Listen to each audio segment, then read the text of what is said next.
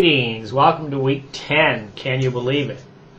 Okay, I want to talk to you about a couple items today. I made some notes so I can kind of stay organized, and I need to stay under 10 minutes.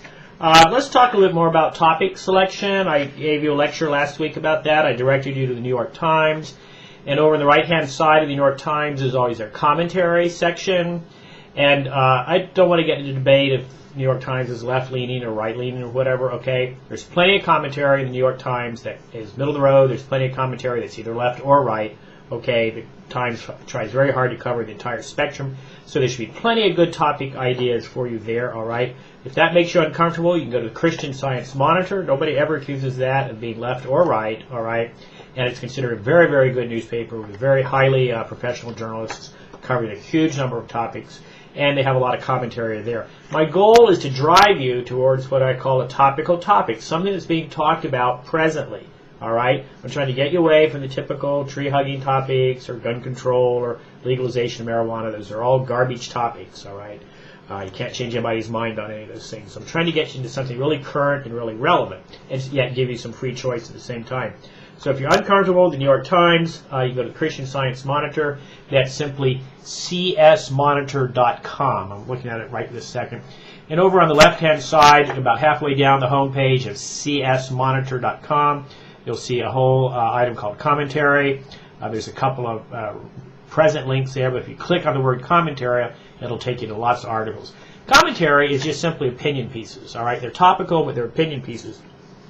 Now, for the research paper itself, the next project you're going to do is actually the annotated bib, and that is not due this Monday, Sunday night. I originally had it due on some of the documents this Monday or Sunday night. It's not due until Monday, November 9th at 6 a.m. So it's due exactly 2 weeks from the day that I'm recording this little video, okay?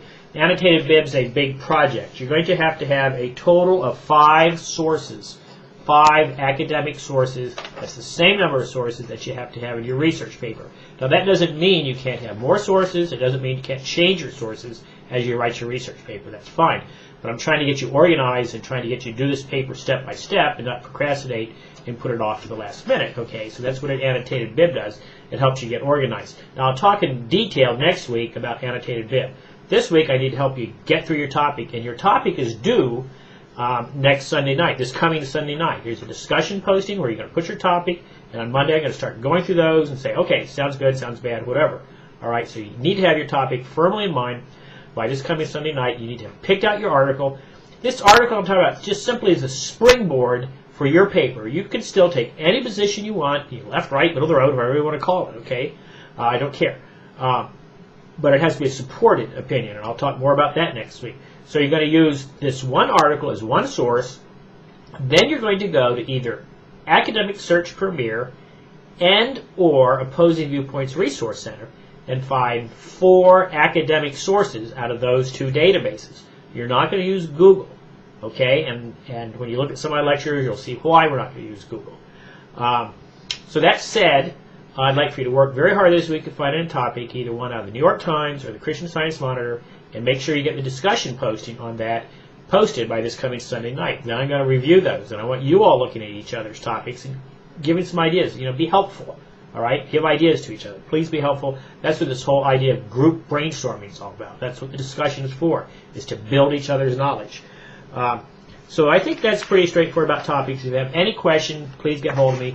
But your topic is due Sunday night, and then a week from Sunday night, not this Sunday night, but a week later, be November 8th, would be Sunday, you actually have to have your research in, okay? So that's what's important. So that's items 1 and 2 on my notes here. Item number 3 is I added a new lecture today to the learning module, one about how to use Opposing Viewpoints Resource Center. Please look over that carefully. And I fixed the lecture on citing. Citing is very difficult. If you're new to it in this class, which many of you are, you must read the chapter material on it. This is a very complex unit. You have to read the textbook in order to do well on it, all right? The details on the annotated bib, which is your next big project, they can be found by, it's item 6 in your table of contents for Unit 3. If you'll go all the way down to item 6.2, and click on that, all right? Click on item 6.2, and what it does is it says, see the attached PDF document for details. So click on that document, the PDF document. You might already have it, okay? It's called W131 Major Assignments.pdf. That's the document that actually describes all of your assignments in detail. So when you click there, you'll find that the Unit 3 annotated bib has some textbook sections. You must read those. Please read those. Sections 11, sections 43, 44. And then it gives you the length for it. Tells you how to find your topic, all right, which I've just done for you. And the length is that you must have 4 academic articles, not newspaper articles, plus the article, the newspaper article, that you're kind of springboarding your topic from. Now, as I said, that article, that doesn't necessarily have to agree or disagree with the position you're going to take. You still get to take the position you want, but you're going to use that newspaper article also as a source. So you're going to have 5 sources. Now, good news. I've added a new feature to this class. I've added what's called Ask the Librarian.